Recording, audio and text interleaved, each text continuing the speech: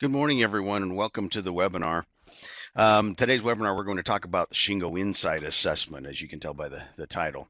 And our presenter today is, oh, by the way, I'm Dominic Bria. I'm here at the Shingo Institute on the main campus of Utah State University here in beautiful, if snowy, Logan, Utah. Today's presenter will be Tom Davis, and he is the best person to talk about Shingo Insight. He was in on the ground floor of create all the research for the creating the survey instrument and the technical end of the reporting and all of that. And so he's the one who's going to talk to us today about the Shingo Insight assessment.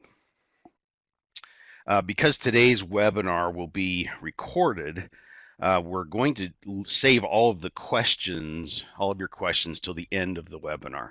Now, feel free to type them in at any point during the webinar, and I'll save them until the end. If for some reason we don't get to your question, feel free to email Tom directly. And he's usually able to get back to you fairly quickly. That, of course, depends on the volume of questions we get today. But feel free to send those in if we don't get to your question at the end of the presentation. Many of the concepts that Tom will discuss as part of Shingo Insight are key principles of the Shingo model. And if you're not familiar with the Shingo model, there are a number of companies who offer workshops that you can where you can learn about the principles of the Shingo model. There is a full schedule of those workshops available on our website at shingo.org. But also, I want to let you know about the Shingo conference that's coming in April in Orlando, Florida. And that's you can also take the workshops right before that main conference there. And so I highly recommend that you attend that. More details of that are available at events.shingo.org. So with all that out of the way, I'm going to get right into the meat of it by handing the reins over to Tom. Tom, are you ready to take it away? You bet. Thanks, Dom. I appreciate that. And good day, everyone. Let me see here. Before we get into the discussion of this, there's just a couple of housekeeping items that I wanted to bring up also. Like Dom said, this video is being recorded and will be available at shingo.org/insight by the end of the week. So if you need to come back and review anything or share this with anybody in your organization, you're certainly welcome to do that there. The second thing is that the more information, things that I may not have addressed today, and pricing on the Shingo Insight can be found again at shingo.org/insight. So you can go there for information and for pricing information. The third thing, and Dom mentioned this, and I'm just going to hit this fact again, that this presentation assumes a certain familiarity with the Shingo model. So if you're not acquainted with the model, go to shingo.org and select at the top there. There's a link that says the Shingo model, and that'll take you to a page where you can get a free download of a booklet that will explain the fundamentals of the Shingo model, as well as give some overview of the Shingo Institute and what we do here at Utah State University. So with that, let's hop into Shingo Insight. So here on this discussion is going to go as follows. I'm going to spend a little bit of time talking about how the Shingo Insight assessment works, the foundation of it. And then we're going to dive a little bit into how it's delivered to you, to your organization. And then the meat and potatoes of this and the most amount of time to be spent on demonstrating a sample report so that you can see what it is that you will receive. And then after that's finished, we'll wrap it up and then go to the questions section, which Dom will summarize and give to me based on the questions that you type into the chat window just to the right side of the screen.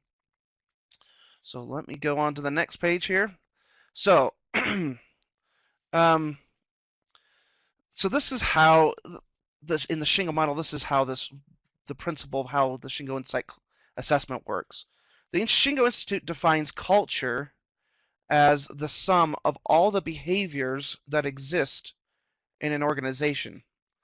So what we do is we ask employees in a survey instrument to make observations about the behaviors that they see around them and to rate them. So if you want to measure excellence in culture, if you want to measure excellence, the way we do this is to take those observations that have been made and aggregate them together and then compare them to the principles of the Shingo model. That should say the principles of the Shingo model, and make that comparison. And from that, you can establish a baseline of where your organization is now, and you can see where the gaps are between the ideal behavior, and you can also see where gaps are relative to the functions and the leaders and the managers and associates, what we'd call the strata in the organization. And that can help. That can help in a lot of things, but one of the things I think is important to point out is that might give you an opportunity to find where your biggest gaps are that you can move on and make progress, accelerate your progress. So let me point out that this is not an employee engagement survey. Employee engagement surveys generally ask employees how they feel about their work and their contribution, and that's important, and there is an element of that in the Shingo Insight assessment, but this is more about asking the employees to make observations about what they see in the scope of their work, what they see in terms of behavior. So that's one of the primary differences between an assessment of culture that we do versus an employee engagement survey. So there's a remarkable difference there. Delivery. So the way this works is if your organization was interested in participating in one of these assessments, you would contact me and I would send you an application for your organization to fill out, and that would be used to prepare a customized assessment that's tailored to your organization, and you're going to see that here in just a second. Terribly sorry about that.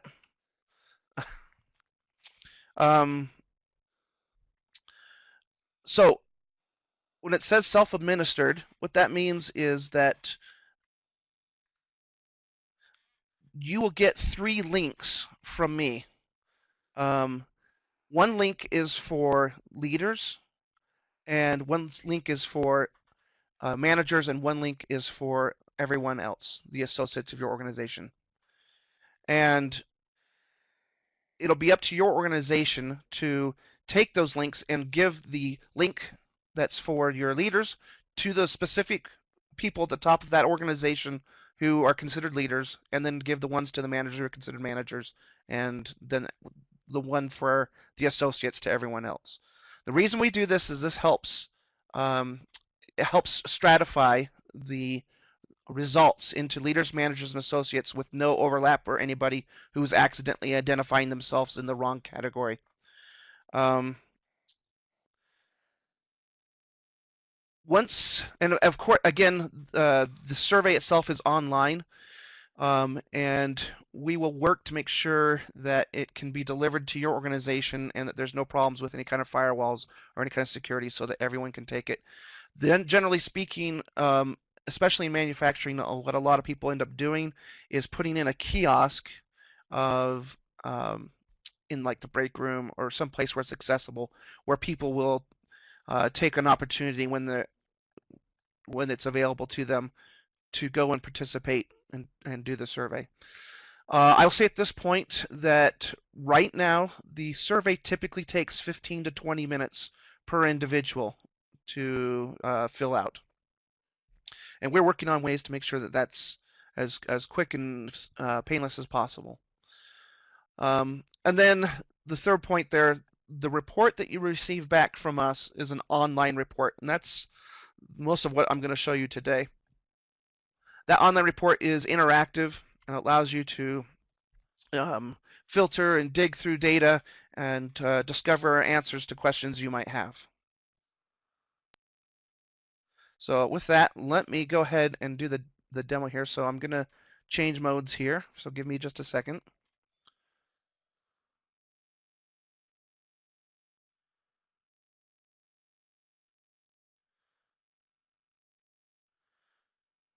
All right.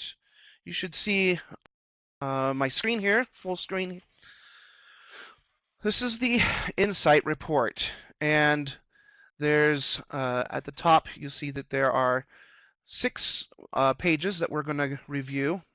And the idea here is, after we look at the executive summary and the demographics, is that we're going to start at a high-level view of the data to give that kind of 30,000 foot high aggregation view so that you can begin to understand what areas you want to investigate as you get further down. Then we go to a sort of a mid-level view. We're going to look at behavioral benchmarks, and then we'll finally get to a detailed view where you can get into the details of each question and how they were, the responses went for each one. And then the last page is feedback, and we'll get to that when we get there. So this is the cover page. It's for a sample organization, which means the data you're about to see is fabricated. So don't read too much into it. This was designed to fit an HD screen, 1920 by 1080, so that it was maximized for presentation viewing, which is oftentimes what happens with this. In this section here that's blank, when you receive this back, there will be feedback from my team here at the Shingo Institute, who will review the results and look at the data and make any notes about patterns of data that we're seeing, or any observations that we're acquainted with, keeping in mind that we, of course, are not in your organization. So our observations are only about the data, but we always say to everyone, when you read the data, when you look at the results, this should be a great indicator to you of where you need to go to Gemba, or where you need to go and observe. Get down on the floor and go make observations and talk with your people and substantiate the data that you're seeing here. So that's the first page. The second is demographics. At the beginning of the assessment, we collect some demographics. Let me go through. This top row here is the primary demographics that we look at for gap analysis. We want to look at the difference in observed behavior between leaders, managers, and associates. And we also want to look at the difference between the business functions, or this may also be, as your organization sees fit, this may be value streams. Each organization is unique, and we have to tailor these in a way that fits your organization. We want to see the differences between these groups. And we can also look at the difference between operations and support, which are just larger aggregations of the business functions. Along the bottom, we also have other demographics that we can review. We can look at language, we can look at gender, age distribution, the generation that your people fall into, and the level of education. These can be added or removed as your organization sees fit to meet HR policies of that you might have in place that protects people in these categories. So that's we can take those away, or we can add them as we need to. This page is important. The reason we stick it here at the second page is that because it gives you an idea of the sample that was taken, and it gives you some context for the data that you're going to see in the next pages. And also I want to establish there's an important principle here that I can click on any one of these segments and filter down to the results of all the rest. So if I want to look at all the associates who are Generation X, this would be the sample that we had for that group. This design pattern you'll see throughout. So let me refresh that and go on to the third page here. Okay, the Shingo model. Right here, this is the principles of the Shingo model. This top page, the top of this page, is the overall grand average and aggregation of each principle for all the employees. So we're looking over here, and we can already see that there are some gaps between in the cultural enablers dimension of the model and maybe their enterprise alignment. We need to ask ourselves as leaders when we look at this, why am I seeing better than average performance here and worse than average performance here? And why is my grand average at this level instead of a higher or lower? And I should have said this earlier, and I apologize. The scale that we use for observations is a scale from 1 to 10, where 10 is that the participant strongly agrees that they observe a certain behavior, and a 1 is they strongly disagree that they see a certain behavior or a certain behavior is observed. So then let's take this and we'll come down here and we'll break this down into leaders, managers, and associates. Again, we're looking at the dimensions and the principles of the model, same as up here, but now we're splitting it out by leaders, managers, and associates, and we're looking at the difference between the two. So for example, we can look at leaders here and see where they lie, and then let's add associates to that so that we're looking just between those two. And we can see that there's some significant gaps here. We can also see that there's some areas where there's some overlap, and they are seeing they're observing those behaviors the same. So again, now we need to start asking why these differences. What does that mean to that organization? Also, just back by popular demand, we also have this in the form of a radar chart that some organizations really like to see. So you can switch your view between the two. And for example, we can look at leaders and associates in this view. It's nice for some people because it gives them more of a picture that's easier to see. But essentially, it's the same information as the previous. So this is the high-level view. So now that we have this, we kind of know some areas that we want to start investigating. When we go into the deeper, go deeper into the model here. So let's go to this 4th page. All right, behavioral benchmarks. If you've never had a Shingo class, a Shingo workshop, this will be unfamiliar to you. So let me explain it for just a second. But let me first preface this by, Dom mentioned earlier that we have a Shingo conference coming up. And I would encourage you, if you haven't had an opportunity to get into a Shingo workshop, that you go ahead and look at the website to see what opportunities are available around you. And of course, at the conference, there's several workshops that are being done that are piggybacked onto the front of the conference. So it's a great time to come and learn and to advance your understanding of the Shingo model. And this topic of behavioral benchmarks is in the workshop. It's a more advanced topic. But let me give you just a brief overview so that this makes a little bit more sense. Again, we have our dimensions that you're acquainted with from the Shingo model and the principles that belong to each of those dimensions. Now, within each of those principles are certain behavioral benchmarks. And these are those behavioral benchmarks right here. Behavioral benchmarks are simply the categories of behaviors that we expect to see related to these principles. Obviously, when we're talking about observing behaviors, there's an infinite number of behaviors that are out there, so you can't possibly enumerate them all and ask about them.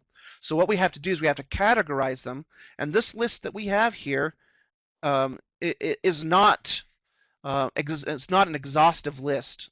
I'm certain there's more, but these are the ones that we've identified here at the Shingo Institute as being highly correlated and most important to these principles.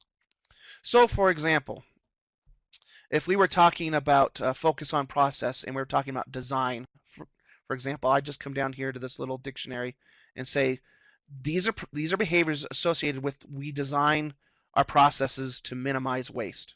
What behaviors do we see associated with that? So I have this here in this view where it spells that out nicely, and you can see it based on dimensions. Now, what we have over here, let me explain this also. Each of these black dots is the average for this benchmark. And the bars that are underneath it correlate to the answers 1 through 10. So, for example, if I was looking here at support, I could see that 19.27% of my responses were 10, all the way down to 4% of responses were a 1. So these bars give me a sense of distribution of these answers. So what you want to look at is, well, here, you know what? Let me, before I go on, let me just say also that over here on the left we have those filters that are based on the demographics we were looking at earlier. So I can take, for example, I can look at just associates in production, for example, and this would be their results. And you can add or take and slice and dice as many of these as you want. But the view that I actually like to look at, if you come over here and select column order and go to behavior, principal, dimension, it's the same thing, but now we're putting the behaviors over here on the left, and we've sorted them now in order of the average for that behavioral benchmark. So now I can see where they're strongest, where they're weakest, a little easier. So we can see over here that the dimensions of cultural enablers, which we observed earlier, are the weakest. So, for example, behavioral benchmark support. Let's come over here and look at that definition. We invest in everyone's development and encourage them to realize their potential. As a leader, as a manager, as a continuous improvement expert, I want to ask, why is it that we're not observing enough of this behavior? Why are we not seeing development of our employees? This also gives you an opportunity now, going back to the point I was making, where you can see these distributions, the way that these were answered. What you're looking for is where something becomes very polarized, where there's maybe a lot of reds and a lot of greens. Now, this made-up data doesn't really show that, but I have seen an organization that had the same average for a benchmark behavior, but have really a lot of greens and a lot of reds in one benchmark, and in the next benchmark have the same average but have less greens and less reds, so there was more people in the middle. So that's it. That's telling, and it's interesting to make those observations, because it might tell you, you might have to ask yourselves, why are we so polarized around this one particular issue? Is it systemic? Is it come from where you are in the organization, or whatever it might be, et cetera, et cetera. So this is a lot to take in, and again, you can filter, and you can spend a lot of time here kind of digging through this. And we see at the top here also that we have some really strong results, like measures. The organization is good at understanding how they are in relation to their objectives. Okay, so moving on. Now we're getting deeper into it. So now let's go to the detailed view. In the detailed view, we're going to get down into each individual principle, and we're going to get down into the histograms for the responses, as well as the questions. So again, over here on the side, we have these filters, which you can, as you see fit, you can ask me to have removed if any of these are sensitive or protected in your organization. And you can use these just like we did before. You can zero in on particular areas of interest. So here we can select the principle that we're interested in. Right now it's set for respect every individual. Over here would be the histogram for all the responses from leaders, managers, and associates for that principle, as well as the benchmark behaviors that make up that principle. So in this particular case, community, recognition, and support make up, the three of these together total or make this chart.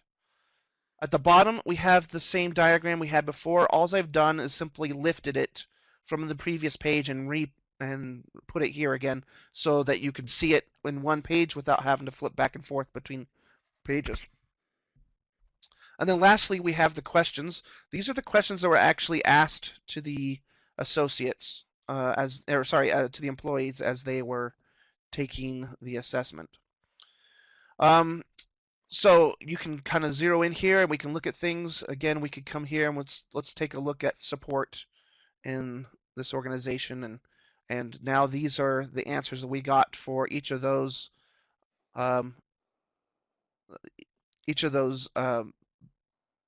people in each of the people in support. And turn that off. Now, I told you earlier that they could answer questions from 1 to 10.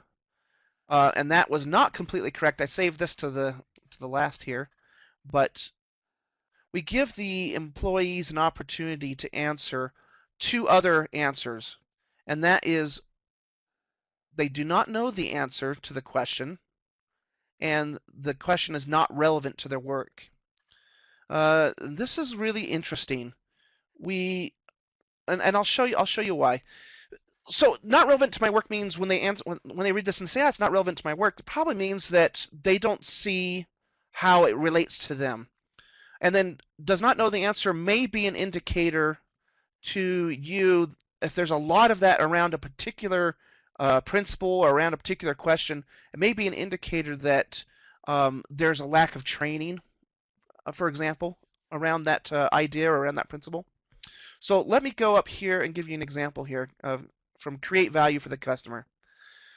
Creating value for the customer, we're talking about the voice of the customer permeating the organization. We're talking about every individual in that organization understanding how their work, how their contribution affects the value that the end customer receives. So when you're talking about that and you come over here and you look at this, we have a large number of people who responded that they do not know, this is not relevant to their work. Now, as a leader reading this results, that's really interesting. That may be the most interesting piece or fact of on this page. Why is it that when we're talking about the voice of the customer, we're talking about people understanding how their work connects to the end user, why is there a lot of people saying, well, that's not relevant to my work? That's a big gap that needs to be addressed, and you'll see, and we've seen this happen in a lot of organizations. So we really like these answers that people can give as well as the numbers, but they can give these. They can give some great insight into potential gaps. As you can tell, now there's so much data here that you can really click in on things, and you could literally spend hours just clicking around through data. This is why we started with the high-level view first and worked our way down, because you kind of need to have an idea of where you need to investigate by the time you get to this page. So let me move to the last page here. This is the feedback. Now I apologize, this is a letdown because this is all placeholder text, because I couldn't actually show you real organizations' feedback. But at the end of the survey, we ask every participant to list up to 3 opportunities that their organization should consider for improvement. And then we give that back to you in order of leader responses, leader feedback, manager feedback, and then associate feedback. And I think, personally, my experience having done a lot of these, is that this page is the most informative and telling for an organization, because you get to read through these, and it doesn't take long before patterns emerge of what people are concerned about, what's really happening. And when you read through them, you'll go back and see that that's reflected in the data. So I love this page, and I highly recommend that when you have the opportunity to get one of these, that you spend quite a bit of time going through and really understanding the comments in this page. Some people are very good at giving excellent feedback that can be taken and used. So that is the assessment. Let me go back here then and go into the mode here.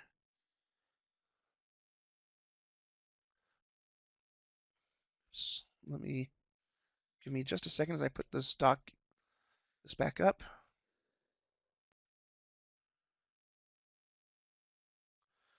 Okay, so that's the end of the demo. Again, here's my contact information if you need to reach out to me.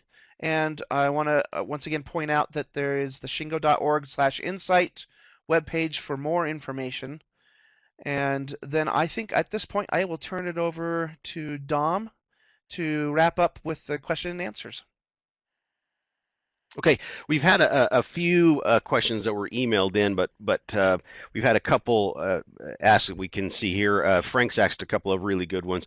The first one is, can you have additional categories besides leader, manager, and associate? Yeah, that's a good question, and the answer is yes, you can. I've never been asked that question before, and I'm just in my head real quickly trying to figure out if there's any cons to doing that. I don't think there are. Of course, that no longer that's a little outside of our Shingo model, but I don't think that would be a real issue. So that can be tailored. So good question, yeah.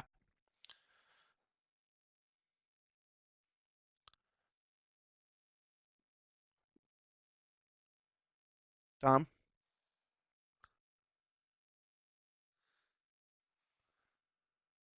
That. Yeah, Frank asked another question that was really good, and but it's actually very related to another one that was emailed in. Frank's question was, can you please explain again the difference between this assessment and a regular engagement survey? And as part of that, perhaps you could answer the other question, which was, can you give some examples of insights that companies have from this survey? Okay, so to answer the first question, I haven't seen every employee engagement tool that works. I don't know how every one of them works, but in general, the understanding is that an engagement survey is asking how employees relate to their work. How do they feel about their work? Are they happy about it? Are they upset about it? Whatever the questions are. There's quite a few questions asked about that sort of thing. And what you're getting back is their personal points of view, their personal insight about their own feelings.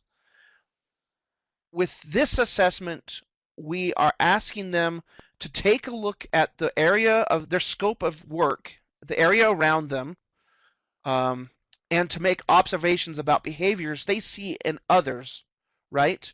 So, for example, if you were a leader and you took this assessment, if you were the plant manager, for example, your questions would be, in my organization, such and such behavior exists, and they would answer that question. Whereas if you were an associate and you worked on a manufacturing cell, for example, you would look at that. That question would say, in my work group, this such and such behavior exists. So the point of view of the answer you're getting back is fundamentally different. And then employee engagements, just at that point, they just compare the results. Whereas with our survey, we now compare those results to a standard of excellence, which is the Shingo model. So that's another big difference, is our comparing it to a Shingo model based on principles that are timeless, universal, and that's what you're comparing against. You're not comparing against others or others in the industry you're comparing against a model. And then, Dom, remind me what that second question was. Just some examples of insights that have come to companies by using the Shingo Insight Assessment. See, that's a good question, and I have to think about this carefully because obviously I have to protect the anonymity of every organization. So, off the top of my head, oh, I mentioned one of them. I started to anyway. We had an organization that had a large amount of people responding that the questions that they saw in that survey were not relevant to their work. And that came as and I don't mean just in one particular principle, but across the board, lots and lots of people responding. And the organization, it was a big insight to them because they realized, well, hey, our people aren't making the connection. They're just showing up here for a job. They're not seeing how important this work is to the end, to the value and to the end results for the customer. So that was a fun one we did. Let's see. I'm trying to think of another really interesting one. And, and you know how it is when you're asked at the moment you can't remember. I'll have to think about that and come back to it. Maybe that person who asked the question could email me and I'll send back some interesting thoughts on it because my mind's drawing a blank right now. Sure. Well, let's move on to this question from Fozzie. I hope I'm pronouncing that correctly. It's how do you make it clear to people answering the questions the difference between a 1 and a 10 ranking in that Likert scale? Yeah, so it's not a Likert scale because Likert scales are from 1 to 5, but it's from 1 to 10, and it's just a range. And I guess how you make it clear is it's the way it's presented, with it being a scale from one side where it says strongly disagree to strongly agree, and generally we've never had a problem with people understanding the difference between strong agreement and disagreement and finding a place in the middle where it matches their opinion. Okay, and this one is from Carolina. She says, Carolina, the demographics, do the demographics include just the people who took the survey, or are we looking at the demographics of all of the employees in the organization? Okay, so that's not all the employees in the organization. That is just the sample. And that's actually a really great point to make, Carolina, because, and I didn't really spend any time speaking on this, but let me say at this point that we don't ask organizations to survey their entire population. Instead, we ask for a sample, because at a certain point, the sample size gives you just as much information that you can be confident in as does surveying the whole population. And we don't want to waste your company resources having everybody do it if it's not necessary, if it doesn't give you any further insight.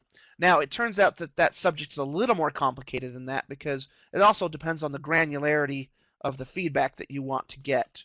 And this is a discussion that I can have with an organization when they're preparing to take this assessment.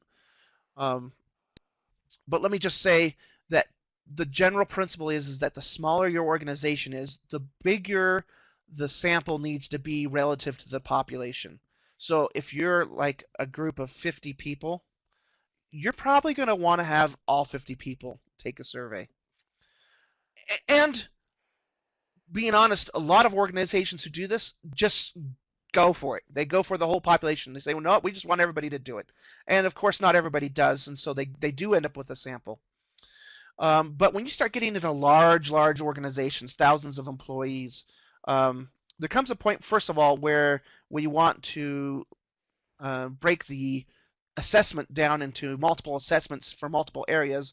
But if there's still a big amount of employees in that area, then yeah, you can take sample sizes of 60% or 50%, depending on the size, and that will give you information in a report that you can be confident, statistically confident. So that's kind of a general discussion on sampling. And every time that I do one of these with an application from an organization, we have to go into this discussion of what the sample size should be. And when you are, let me just add on to that, that when you are doing this, you will see as an administrator, if you are the continuous improvement leader, for example, who's administering this survey, this assessment in your organization, you will see a view of the results coming in that tell you how many people from each function and leaders, managers, and associates are responding, and that'll help you understand where maybe there needs to be some focus. Keeping in mind that we don't ask people, we try to make it random so that we're not biasing the results by asking certain individuals or groups to go take the assessment. But you might have to go and say, hey, folks from HR, you guys need to um, get a few more people over there and take that assessment, please. So What's a typical percentage that you see in this taking? What percentage of employees do you generally see taking the survey? well, for my my experience is generally speaking, we don't often go too much above 200 people surveying at one time. So we'll kick around 70, 80%. There, there is an exact science to this that we can apply, and I have uh, uh, Dr. Mumford who works with me on this. He advises me on those sort of things when we need to get deep into that. But usually that's where we're aiming for. Excellent. We've had a couple of people ask about different languages. So someone asked about Spanish and someone else asked about Dutch. Can you talk a little bit about that? What availability is there in other languages? Yeah. Right now we have the translations done for. Uh, I think actually it's Danish. Uh, so we have Danish. Well, obviously we have English. Excuse me. We have Danish. We have Spanish. We have a South American, Costa Rican version of Spanish, and then we have more of a Mexico version of Spanish. And then as new languages are needed, we will have them translated. We do it on an as needed basis. Okay. Yep. And also, what we've had several people ask if they can get this presentation. This presentation that we're doing right now will be up on the website at shingo.org/insight by the end of the week, so my IT guys tell me. Okay. Charles asks, safety is an important facet of a company's culture, and I didn't see anything related to safety in the Insight assessment. Is safety included in it, and if so, how? Yeah, it is actually included in it. There is one of the benchmark behaviors that I did not present in the presentation today, but it will be there when you see it. And it asks questions about addressing near misses and that sort of thing. Because we're not just interested in the safety record, we're interested in behaviors around identifying potential safety issues and addressing them before there's an actual accident or issue. So that is addressed in there. Good. And what can you give any more examples of the questions that measure the behaviors in the survey? Yeah, I was a little bit sparse with those because it's protected intellectual property, and we have an agreement between each organization who takes the assessment about not sharing them. So I only let a few of them show up on the presentation. So the questions. So I would say go back and review this when you get a second. If you need to actually see the questions, what some organizations need to, then we need to go into getting an NDA signed between Utah State University and your organization so that we can release those to you. but the questions basically take the form of my workshop or my organization, or not workshop, excuse me, my work group, my organization, my department observes some type of behavior. Great. Scott just asked a good one. Once the assessment is complete, what do most companies do next? Well, that's it, dependent on their continuous improvement path and system that they have in place. A real basic generalized answer, of course, is once you see these gaps, is of course go to Gemba. I'm sorry, go and observe.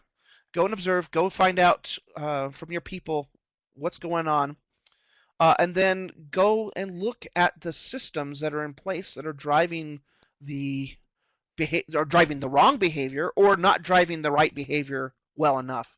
And that comes back to the Shingo model. I would strongly encourage encourage all of you that when you are using the Shingo Insight Assessment, that you do that with some eye towards taking the workshops that Shingo Institute provides, because the what to do next question is well answered in those workshops.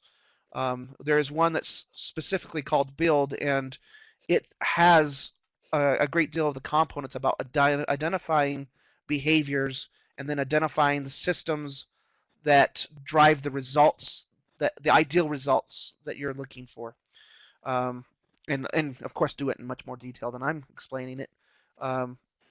So I would highly recommend going to look at what available, going to the conference here and what other options are available out there. But the brief answer is now go and look at your systems. What's driving the behavior that you're not content with? Good. Can you talk at all about the price structure of Shingo Insight? Yeah, the price structure, and I reference you to the website for that just because this is a recording that I intend to stay up on the website for a while, so that as prices may change, I didn't want them in here in the discussion. But it basically goes by a flat fee plus a per head fee based on the sample. Excellent. Are there defined milestones in a company's Shingo journey where this assessment should be repeated?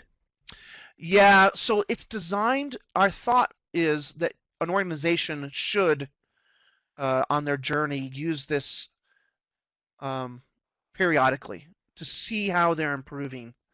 My experience is that the minimum frequency on that should be 1 year. It does take some time for changes that are made to permeate through the organization and to be felt by the organization and to start making that cultural difference.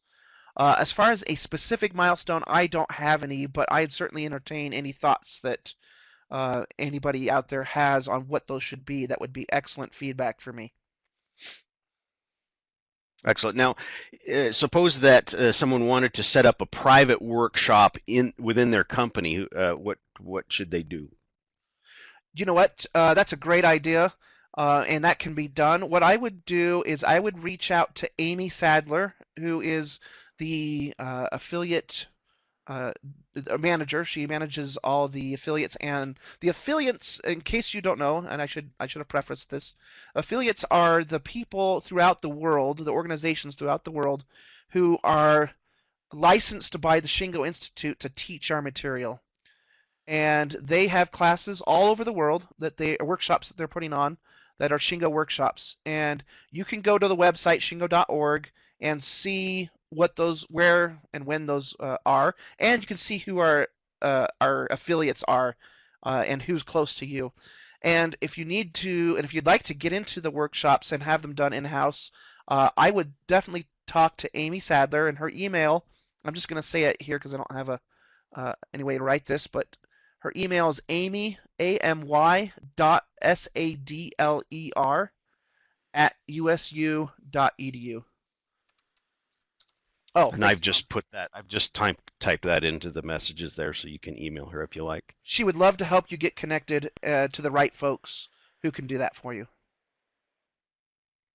Excellent.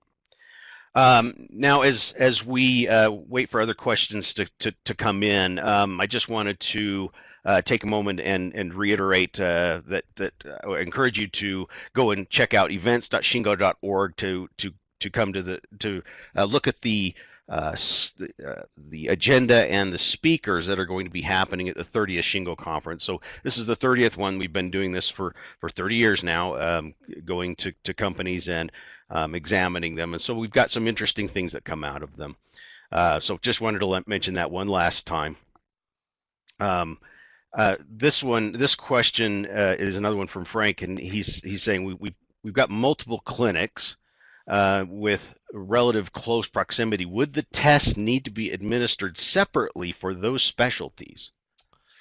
Great question, Frank. So when we look at culture oftentimes, a culture in an organization can oftentimes be defined by the boundaries that make up that building, for example. A building, cultures have boundaries, is what I'm saying. And oftentimes it's in a facility, it's in the floor of an office building, it's in a department. It's kind of unique for each organization. And when we have this discussion about it, we have to really have to think hard about where those cultural boundaries might exist in your organization, and then assess to that, because you don't want to have, there's two types of errors that might happen here, and one is that you might have more cultural influences outside of the area that you assessed that are influencing that culture, and if you don't include them, then you don't get that feedback from those influences outside, and you don't get to see analytically how they're influencing your culture. Or the other type of error is that you throw you cast your net too wide, and you end up basically doing one assessment for several subcultures or several cultures that are independent of each other, and then their answers are kind of muddled together, and it makes it hard to really distinguish between each group. So take some careful thought, and it's always just as easy to administer two assessments to the right groups than it is to try to do one to everybody and then end up with too much information. Let me also say, Frank, one other thing, and I would be really happy to work with you on this if you would like. Our assessment right now is really focused on manufacturing and service, and we feel that it's perhaps not really well suited to healthcare, because the language of healthcare and the structure of healthcare is different than what we see in manufacturing and service, and I suspect you know that. We are aiming to build a healthcare version of this assessment, and at some point we're going to want feedback on from organizations on how that should be administered and designed. So if you're interested in such collaboration, please reach out to me. Okay, looks like we're winding down here, but there is one question from Scott that's a really good one that I wanted to get to, and he asks, would this assessment be a good starting point before challenging for the Shingo Prize? Yeah, the answer to that's absolutely. In fact, that is the intent. One of the intents of this assessment is to find the areas that you need to be strengthened and help you move towards that assessment. That challenge.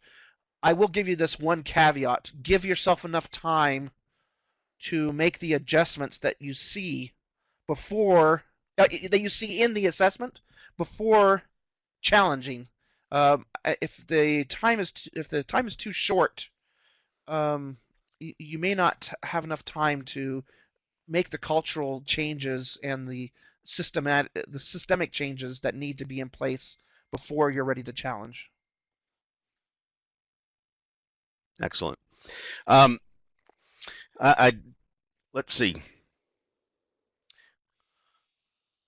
So this is, looks. I know that Tom, you've got appointments to get to, and so I want to be respectful of that time. So if we did not get to your question, I apologize for that. Please feel free to email Tom directly, and he can. He's the best one to answer your questions. Hey, Thank you for attending. Yeah. just real quick, Rich just came up with a question there at the bottom, and it's a great Okay. Go question. ahead. I want to address it real quick before we sign off. And he said, "What's a decent assessment score to consider for challenging for the Shingo Prize?" And so, Rich, I get that question a lot, so I really want to address that. The answer is that right now, and probably for the next several years, there is no correlation between a Shingo Insight score and a Shingo assessment, on-site assessment. And there's one very principal reason why. The Shingo Insight Assessment is an internal perspective from the viewpoint of your own people. And as in a challenge for a Shingo Prize is done by a professional examination team who have a decidedly external point of view coming into your organization. Those two views may not overlap. The point of Shingo Insight is to just help you improve, just can help you go down that continuous improvement path and see where you can get better and get better and get better. And at some point, your organization will need to make the point or make the decision of when to challenge and when you feel it's right. And of course, Shingo affiliates can help you in that journey. But right now, I would not dare to claim that there is any correlation between the two. They have different purposes. Excellent. All right. So, as I was saying, I'm glad you answered that question. Thanks everyone for attending, and again, feel free to email Tom your questions. And we hope to see you at the Shingo conference in April in Orlando. Have a great day, everyone. Thanks for attending.